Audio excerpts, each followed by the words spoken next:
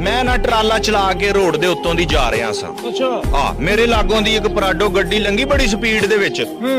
ਟਰਾਲਾ ਖਾਲੀ ਸੀ। ਮੈਨੂੰ ਗੁੱਸਾ ਆਇਆ, ਮੈਂ ਵੀ ਟਰਾਲੇ ਨੂੰ ਰੇਸ ਦੇ ਕੇ ਮੈਂ ਵੀ ਭਜਾ ਛੱਡਿਆ।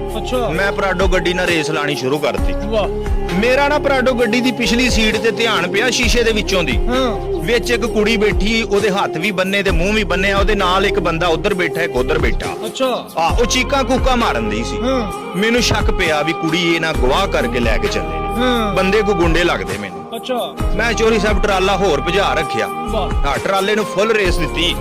ਪਰਾਡੋ ਗੱਡੀ ਤੋਂ ਨਾ ਮੈਂ ਥੋੜਾ ਜਿਹਾ ਅੱਗੇ ਕੱਢ ਕੇ ਨਾ ਟਰਾਲਾ ਪਰਾਡੋ ਗੱਡੀ ਦੇ ਅੱਗੇ ਖਿਲਾਰ ਛੱਡਿਆ। ਤੇ ਉਹਨਾਂ ਨੂੰ ਨਾ ਬੜਾ ਗੁੱਸਾ ਆਇਆ, ਗੁੰਡੇ ਸੀ ਨਾ। ਉਹ ਗੱਡੀ ਦੇ ਵਿੱਚੋਂ ਨਿਕਲ ਕੇ ਨਾ ਮੇਰੇ ਵੱਲ ਨੂੰ ਆਏ ਟੁਰ ਪਏ ਵੀ ਇਹਨੂੰ ਪੁੱਛੀਏ ਇਹਨੇ ਟਰਾਲਾ ਅੱਗੇ ਕਿਉਂ ਖਿਲਾਰਿਆ। ਹੁਣ ਪਿੱਛੋਂ ਕੁੜੀ ਵੀ ਜਿਹੜੀ ਆ ਨਾ, ਉਹ ਵੀ ਗੱਡੀ ਦੇ ਵਿੱਚੋਂ ਨਿਕਲ ਕੇ ਉਹ ਇਸ ਪਾਸੇ ਟਰਾਲੇ ਦੇ ਆ ਰਹੇ ਸੀ। ਕੁੜੀ ਪਰਲੇ ਪਾਸਿਓਂ ਦੇ ਟਰਾਲੇ ਦੇ ਉਹਨਾਂ ਸੜਕ ਦੇ ਉੱਤੇ ਭੱਜ ਪਈ। ਮੇਰੀ ਝਾਤੀ ਪਈ ਕਿ ਕੁੜੀ ਚੋਰੀ ਸਾਹਿਬ ਟਰਾਲੇ ਦੇ ਕੋਲੋਂ ਦੀ ਨਾ ਅਗਾਂਹ ਲੰਘ ਗਈ। ਇਧਰੋਂ ਉਹ ਆ ਰਹੇ ਸਨ ਇੱਕ ਪਾਸਿਓਂ। ਮੈਂ ਟਰਾਲਾ ਟੋਰ ਕੇ ਨਾ ਕੁੜੀ ਨੂੰ ਭੱਜਦੀ ਨੂੰ ਉਹਦੀ ਮੈਂ ਬਾਹ ਫੜ ਕੇ ਖਿੱਚ ਕੇ ਟਰਾਲੇ ਦੇ ਵਿੱਚ ਸੱਟੀ ਆਪਣੇ ਕੋਲ ਨਾਲ ਦੀ ਸੀਟ ਤੇ।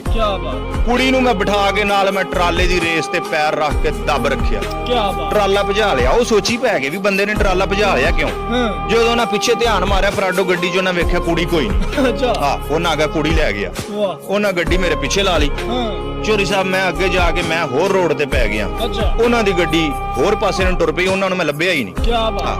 ਕੁੜੀ ਨੂੰ ਮੈਂ ਪੁੱਛਿਆ ਕੀ ਚੱਕਰ ਸੀ, ਉਹਦਾ ਮੈਂ ਮੂੰਹ ਖੋਲਿਆ। ਆਂਦੀ ਇਹਨਾਂ ਮੈਨੂੰ ਗਵਾਹ ਕੀਤਾ ਸੀ। ਯਾਰ ਕੈਨੇਡਾ ਦੇ ਸਭ ਤੋਂ ਅਮੀਰ ਤਰੀਨ ਖਾਨਦਾਨ ਦੀ ਧੀ ਸੀ। ਆਹੋ। ਤੇ ਆਂਦੀ ਮੇਰੀ ਮਾਂ ਇੰਡੀਆ ਦੀ ਸੀ, ਪਿਓ ਮੇਰਾ ਕੈਨੇਡਾ ਦਾ ਸੀ। ਹਾਂਜੀ। ਤੇ ਉਸ ਆਖਿਆ ਕਿ ਇਸ ਕਰਕੇ ਮੈਨੂੰ ਪੰਜਾਬੀ ਵੀ ਆਉਂਦੀ ਆ।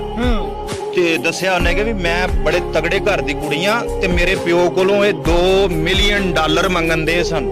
ਆਂਦੇ ਸੀ $2 ਮਿਲੀਅਨ ਦੇ, ਫਿਰ ਅਸੀਂ ਤੈਨੂੰ ਤੇਰੀ ਧੀ ਪਿਛਾਂ ਦਵਾਂਗੇ। ਮੈਂ ਕਿਹਾ ਯਾਰ ਬੜਾ ਮਾੜਾ ਹੋਇਆ ਤੇਰੇ ਨਾਲ। ਮੈਨੂੰ ਆਂਦੀ ਆ ਵੀ ਬੰਦਾ ਤੇ ਤੂੰ ਚੰਗਾ ਲੱਗਣਾ, ਕੀ ਕਰਨਾ ਟਰਾਲਾ ਤੇਰਾ ਏ। ਮੈਂ ਕਿਹਾ ਨਹੀਂ ਮੇਰਾ ਨਹੀਂ, ਮੈਂ ਤੇ ਇੱਥੇ ਤਨਖਾਹ ਤੇ ਆ। ਮੈਨੂੰ ਆਂਦੀ ਵੀ ਬੰਦਾ ਚੰਗਾ ਏ ਤੂੰ, ਦਿਲ ਦਾ ਸਾਫ਼ ਏ। ਜੇ ਤੂੰ ਕਵੇਂ ਤੇ ਤੈਨੂੰ ਇਹ $2 ਮਿਲੀਅਨ ਮੈਂ ਤੈਨੂੰ ਨਾ ਦਵਾ ਦੇਵਾਂ ਆਪਣੇ ਪਿਓ ਕੋਲੋਂ। ਉਹਨੇ ਆਖਿਆ ਉਹਨੇ ਦੇਣੇ ਹੀ ਦੇਣੇ ਨੇ ਕਿਉਂਕਿ ਮੈਂ ਕੱਲੀ ਧੀ ਆ ਉਹਦੀ। ਤੇ ਤੂੰ ਲੈ ਲਾ। ਮੈਂ ਕਿਹਾ ਨਹੀਂ, ਮੈਂ ਐਵੇਂ ਦਾ ਕੰਮ ਨਹੀਂ ਕਰਦਾ। ਇਹੋ ਜਿਹਾ ਮਾਲ ਮੈਂ ਕਿਹਾ ਮੈਂ ਨਹੀਂ ਆਪਣੇ ਆਪ ਤੇ ਸਹੀ ਨਹੀਂ ਸਮਝਦਾ ਮੈਂ। ਉਹਨੇ ਆਖਿਆ ਜਿੱਡਾ ਸੋਹਣਾ ਹੈ ਤੂੰ, ਉਹਨਾਂ ਅੰਦਰੋਂ ਵੀ ਸੋਹਣਾ ਤੇ ਉਨੀ ਸੋਹਣੀ ਤੇਰੀ ਸੋਚ ਵੀ ਆ। ਮੈਨੂੰ ਆਂਦੀ ਇੱਕ ਗੱਲ ਕਵਾਂ।